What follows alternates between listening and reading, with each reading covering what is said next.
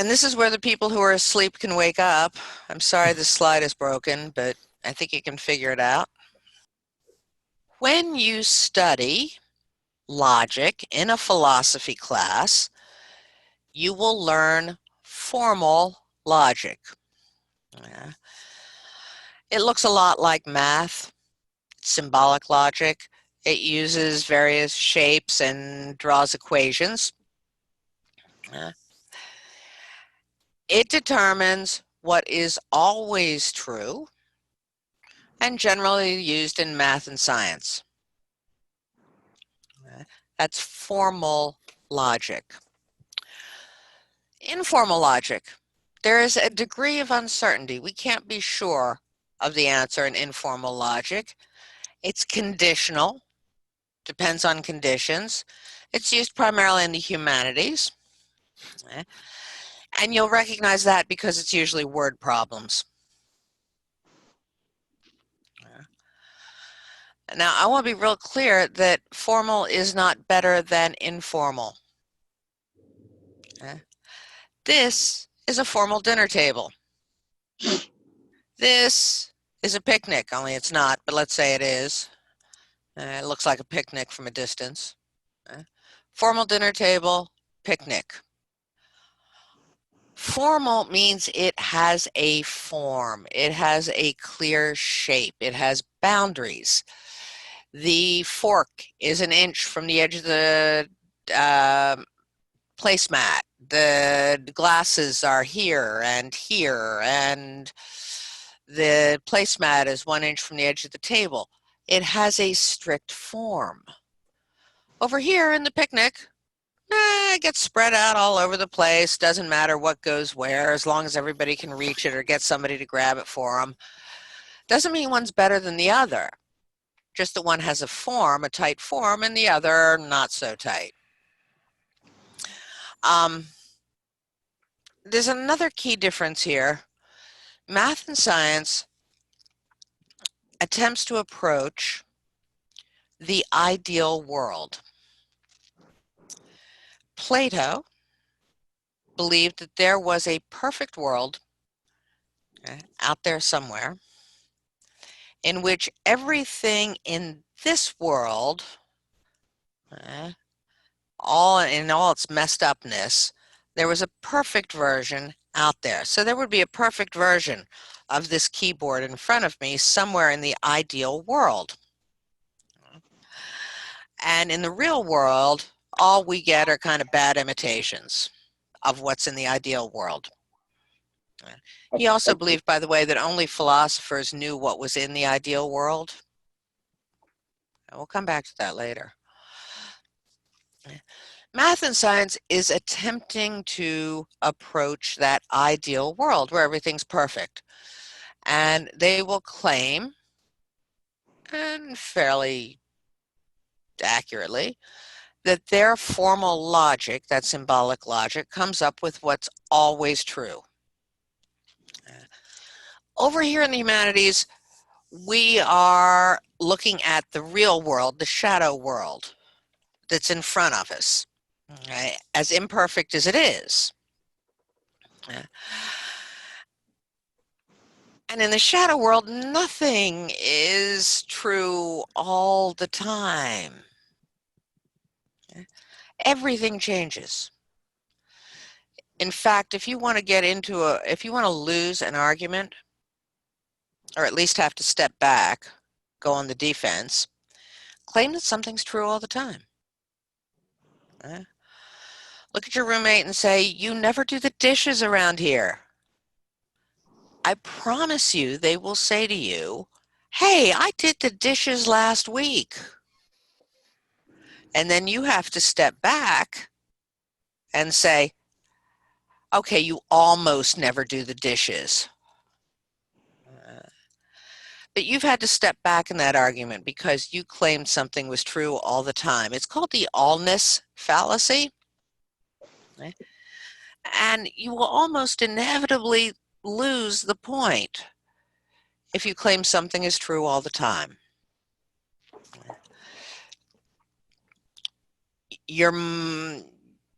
your mother says to you, you never take out the trash. I guarantee you, even though it's your mother, you're coming back with, hey, I took the trash out last Sunday. Yeah. Then your mom has to step back, or she has to get motherly. Like, don't you mouth off at me. But you know you're right, you did. And she said you never. So logically, you win the point. So over here in the informal section, we talk about the conditions under which something is true.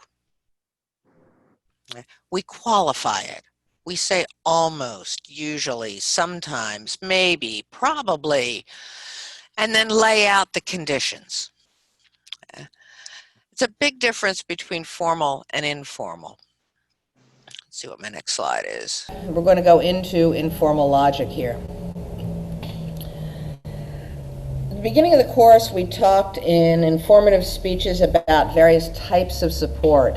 I don't know if you remember those, but we talked about illustrations and statistics and facts and quotes and all sorts of things.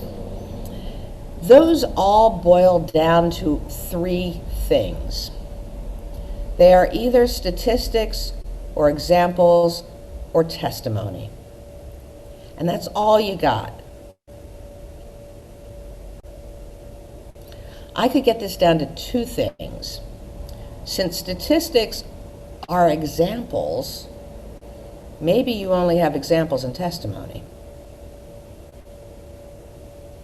But I'll leave it this way for now. Statistics, examples, and testimony. That is the only data, the only evidence you have available to you. Those three things.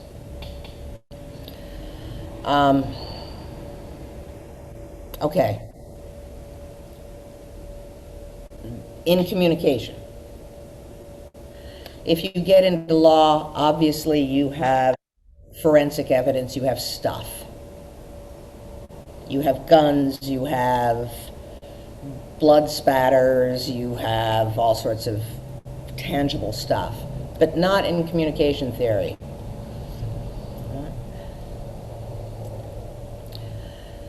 So we're going to start talking a little bit here about the Toulmin model and making a claim. A claim is something that the group does not agree on, okay, and you want to get them to agree to it. You make a claim, and then you have to logically prove it, since we're in the world of logic.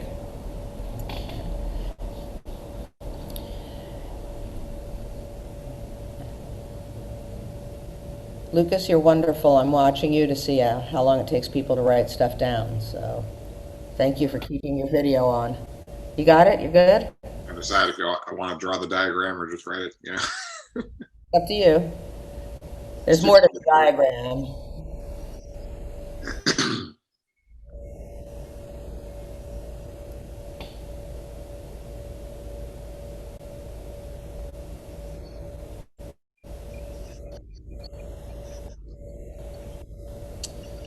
Okay, so you have a claim. That's that green thing over here. Okay. You have data or evidence. We just talked about that. How you make that claim is you take that evidence, you use a warrant, which is one of those syllogisms we talked about, categorical, hypothetical, disjunctive. Okay. And you establish that the data through the warrant proves the claim. Really simple stuff, new language, but we do it all the time. If I say,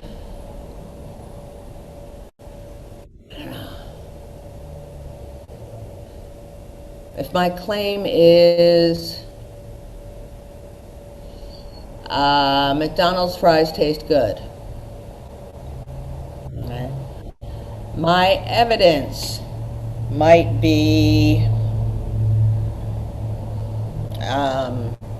every time I've gone, with very few exceptions, I don't care if they're too greasy. I don't care if they're too dry. I don't care if they're too salty or not salted enough.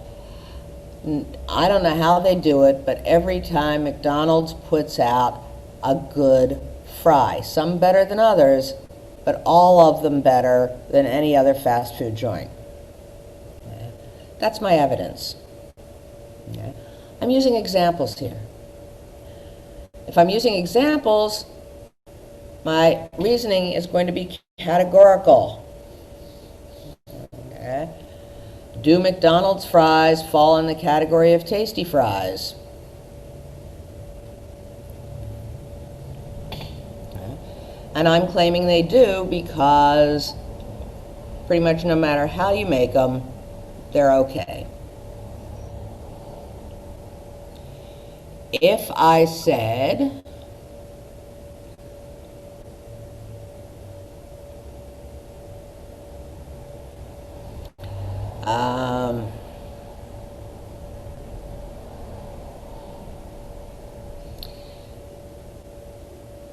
if you go to bed at a reasonable hour, you'll feel better the next day.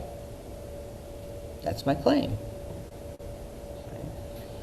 My evidence. I could take a poll right now. How many of you feel better the next day when you go to bed on time? Give me a reaction. Raise your hand.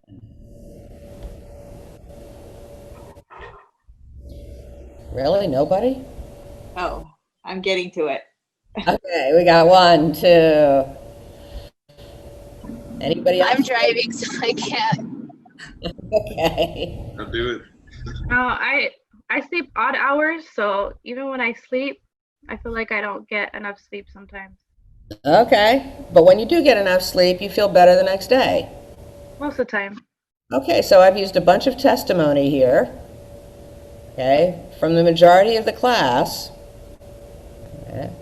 A bunch of, and I have, I think, established. Yes, Jesus feels better too, that's good.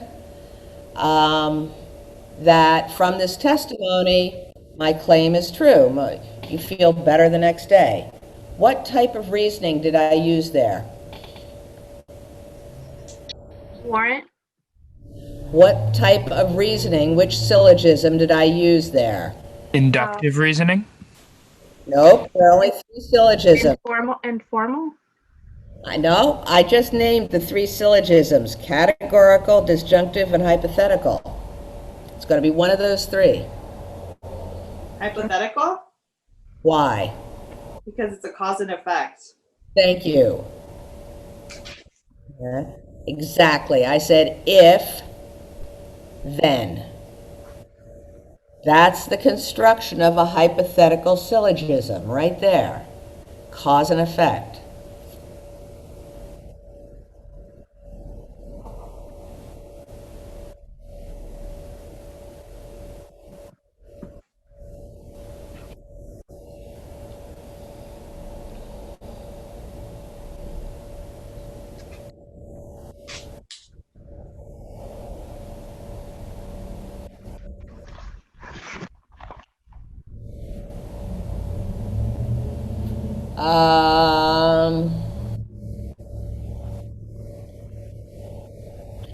Come up with another one. A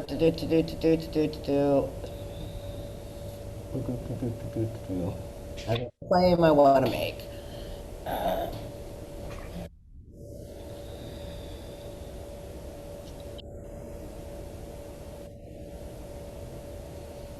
Either you watch that video that I'm going to send you after class, or you're going to miss some points on the final.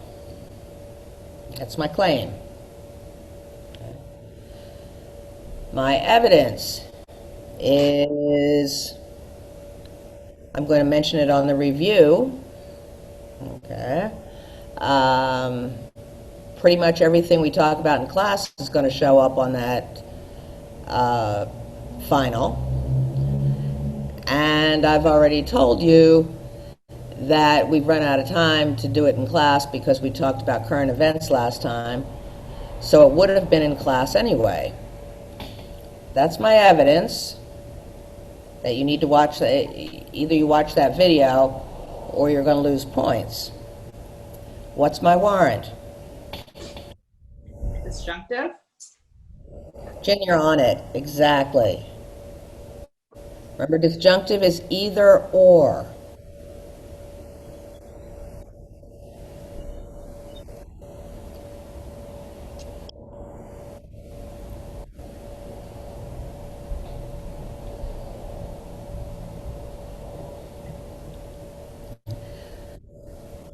This is hard and it's not hard at the same time.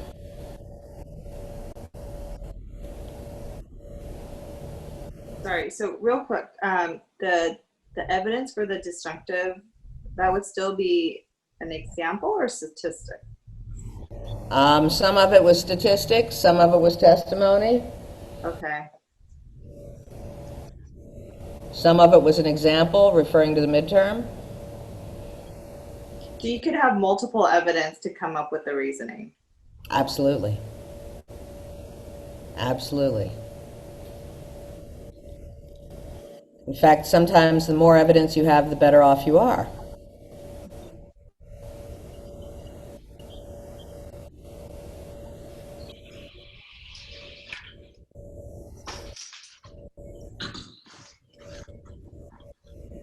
All right, the next part. I want to skip backing, by the way. The scholars look at this in several different ways, and I don't want to get into it at this point, so let's just skip backing. And by the way, this model came out in the 1960s. I think his name was Andrew Toulmin who came up with it, 1950s or 60s. But this part, the qualifier, is critical. Okay? You got to have the qualifier in there in a Toulmin model of an argument. Remember I said a Toulmin model is conditional. And this qualifier is usually just a word that says to what extent this is true.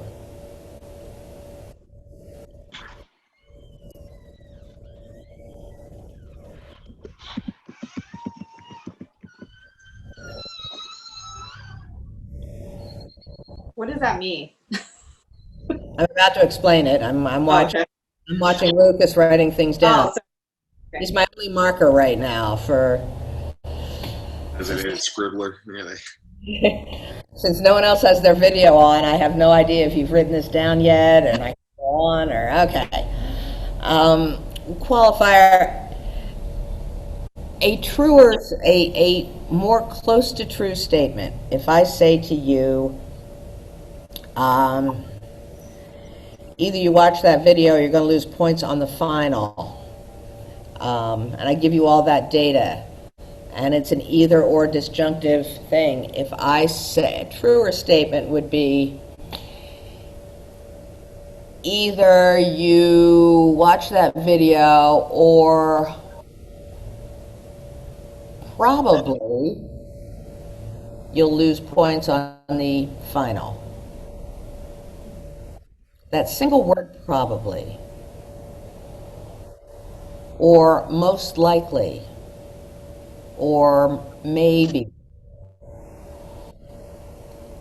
or it's possible, or you could. You hedge your bets a little bit in the Toulmin model because it's not 100% true.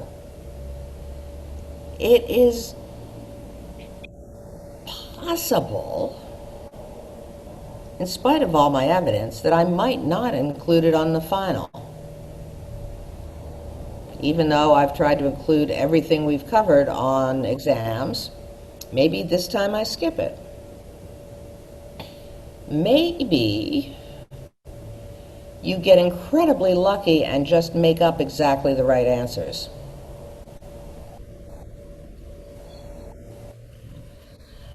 So the truth is you will probably or most likely lose points on the final. Okay? That's the qualifier.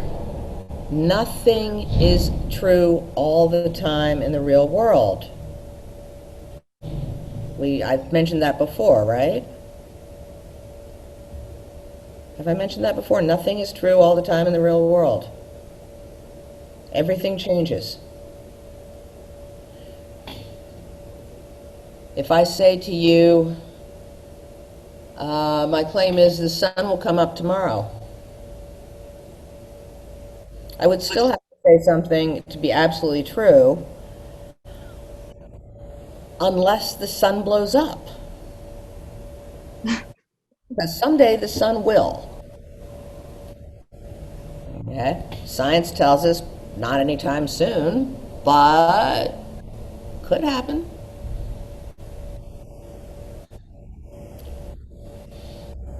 Let's see, I'm looking for something here. Oh, didn't want to do that yet. What a minute.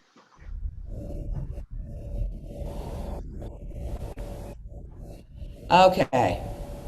Just so you know, in real life, because I love to give you guys life hacks,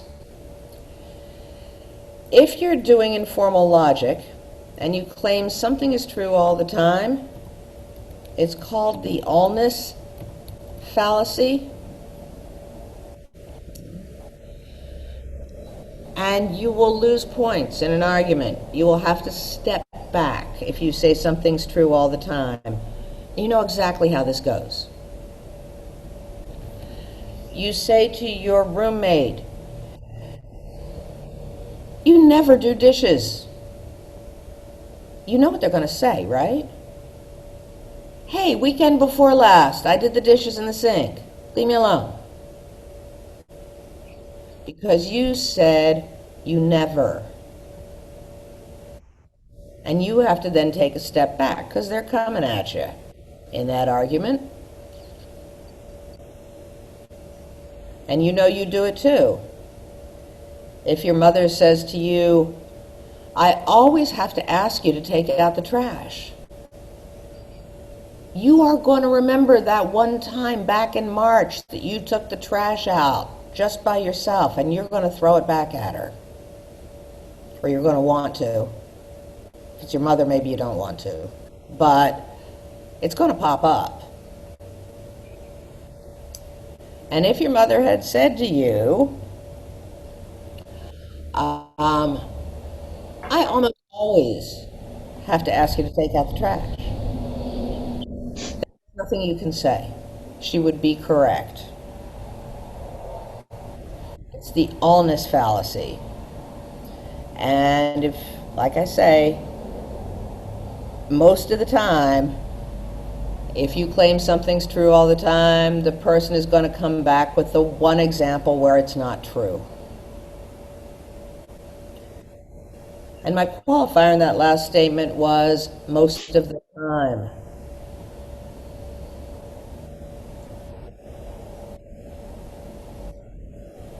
Little life hack, how to win arguments.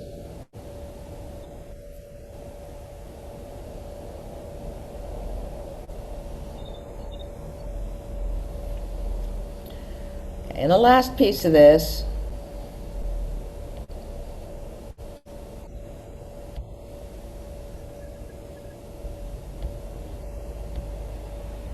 is the rebuttal. The rebuttal begins with the word unless. It's a real important word.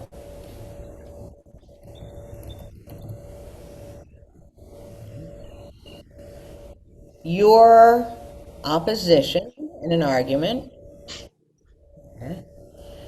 is going to try to take your argument apart. That's what they do. What you need to do is come up with the exceptions. Unless.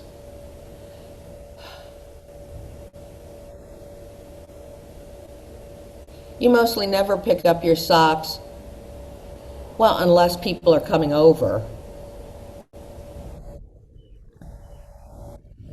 You put that in there, and very close, if you're being honest, to a true statement.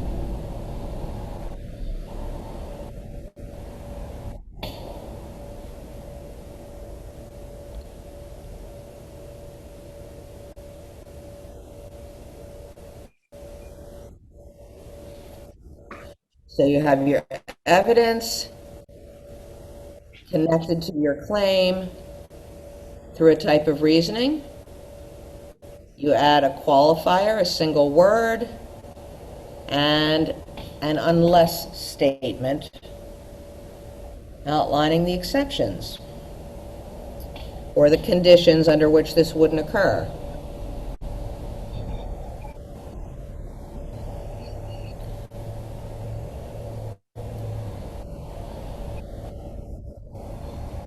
Most times, I feel better when my car is washed, unless it rains that day.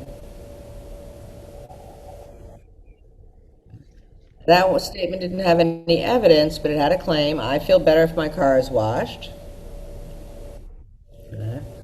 Qualifier, most times. Rebuttal, unless it rains that day.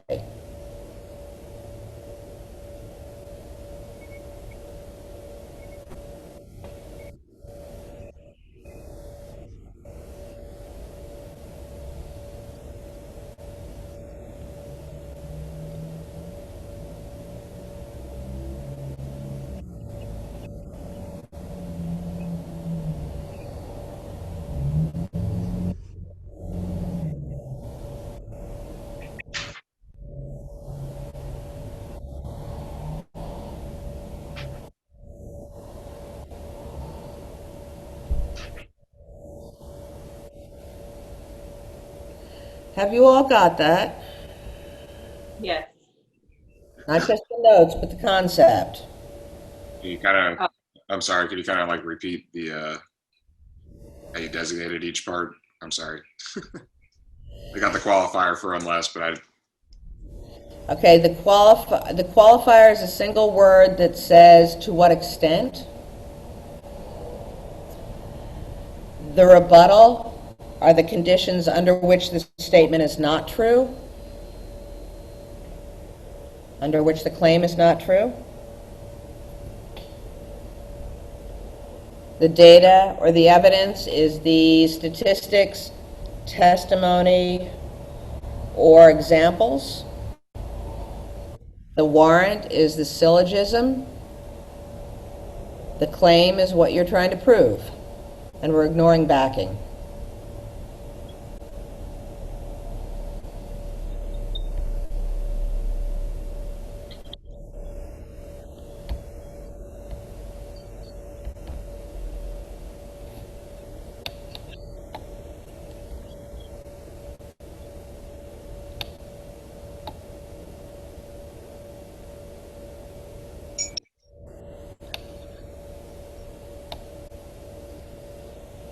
And none of my little X marks are working very well. But there you go.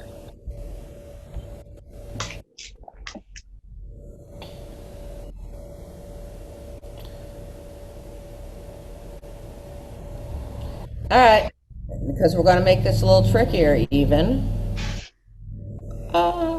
Here we go. In your persuasive speech, you had a proposition. That was the primary claim of what you were trying to persuade us of.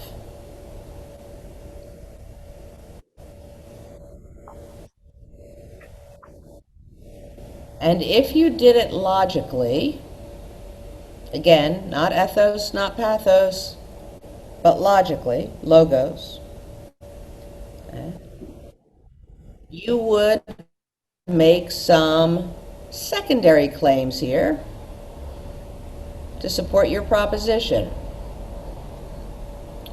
For instance, McDonald's food tastes good. My first claim is the fries are tasty.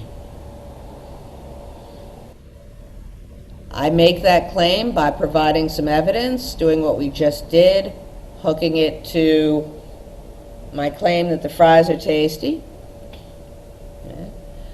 And if I do that right, I get you all to agree that the fries are tasty. Claim B, the burgers taste good too. And I give you evidence of over 3 trillion people served and all the science McDonald's has done to make the perfect taste in a burger and whatever else I got. And if I know my audience and I pick the right evidence, then you agree with me that the burgers are tasty. And my third claim is that sodas are the perfect complement to McDonald's fries and burgers. And I give you some evidence about how saltiness balances sweetness, and some more evidence about how McDonald's has done all the science on this stuff. And you agree with me that the sodas are good.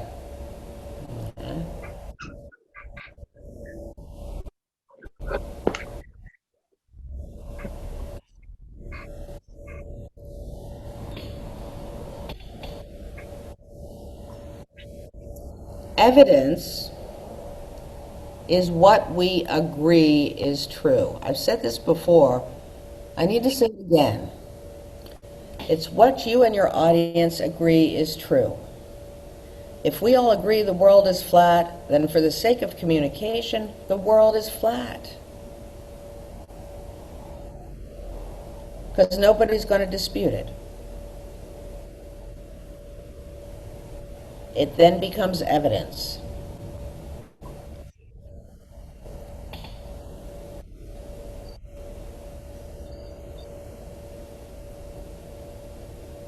If we all agree that police are more aggressive against black people than white people, if we all agree on that, I don't have to prove it.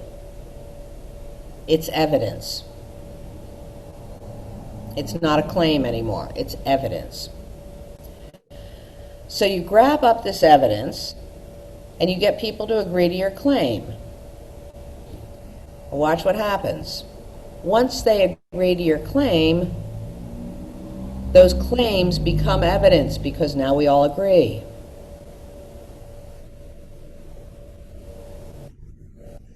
We agree that the fries are tasty, the burgers are tasty, and soda is a perfect complement to those two things.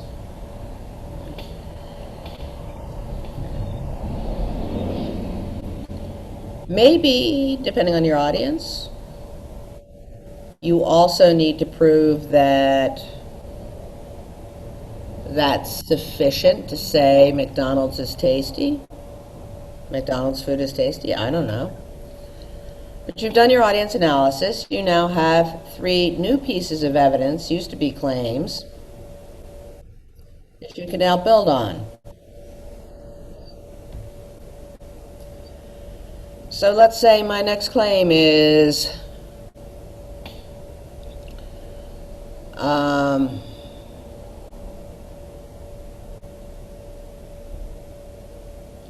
so we've pretty much agreed the fries, the burgers, the food is tasty.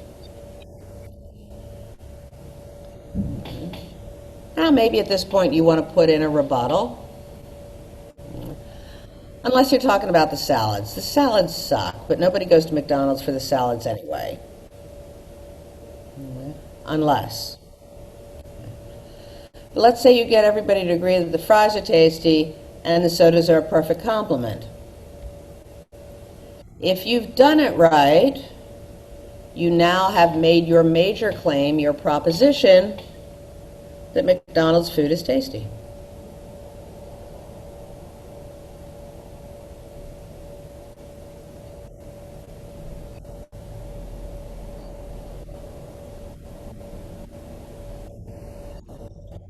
Do you guys see how those steps work?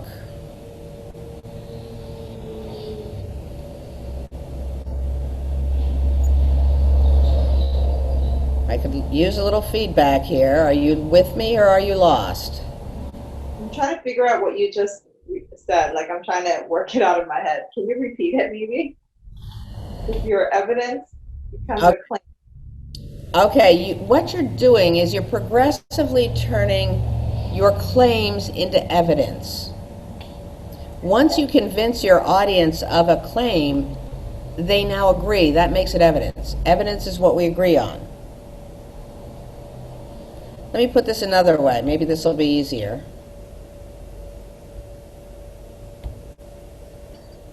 Okay. And this is kind of a broken slide, so give me a moment here, and I will fix it.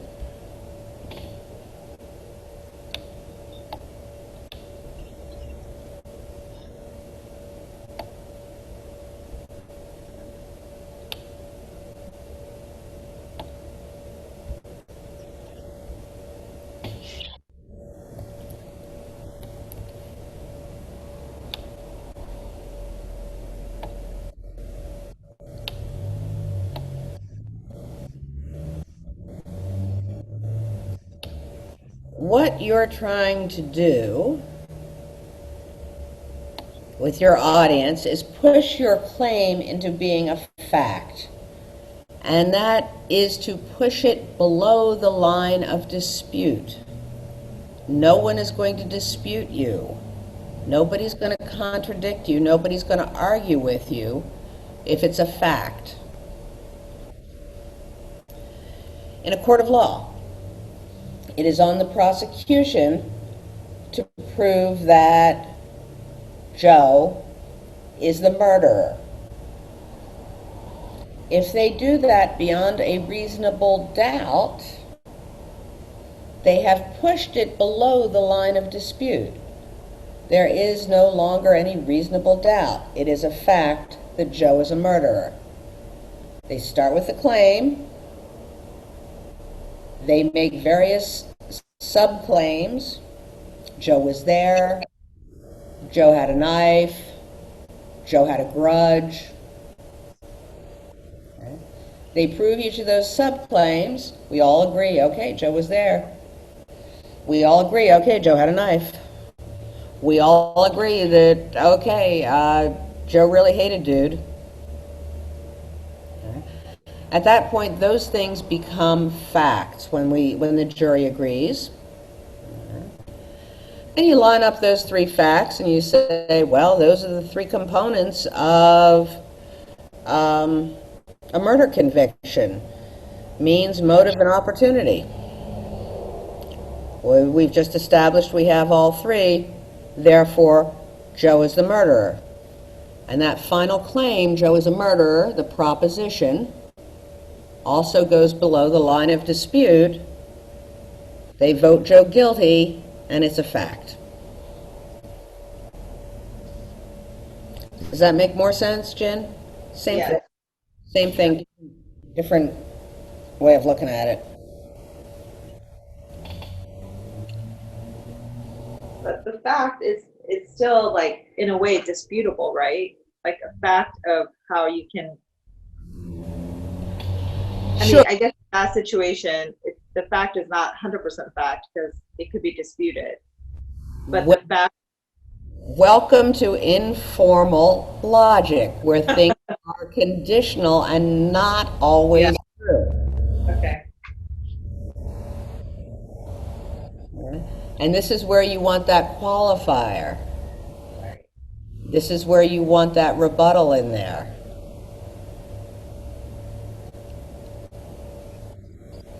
You cannot 100% prove that somebody did a crime. If you're waiting to be absolutely sure, no doubts at all, I'm not saying reasonable doubts, I'm saying no doubts, and you're never going to get there. I mean, there have been instances where twins have been mistaken in crimes. twins with virtually identical DNA. There's always the possibility in the real world that the claim is not true.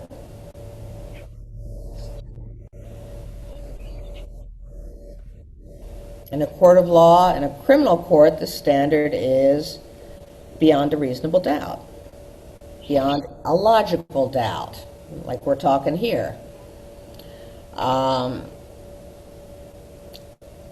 There are certainly jurors who sit in that jury room and say, I just don't feel it. I don't feel like Joe is the type to go run around murdering people. That's a doubt. It's not reasonable. It's a feeling.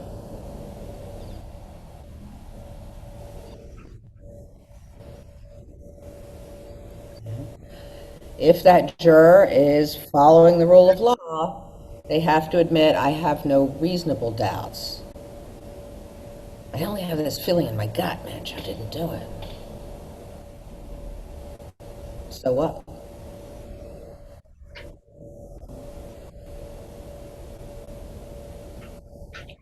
Now, the truth is, of course, jurors can decide things for whatever reason in a courtroom.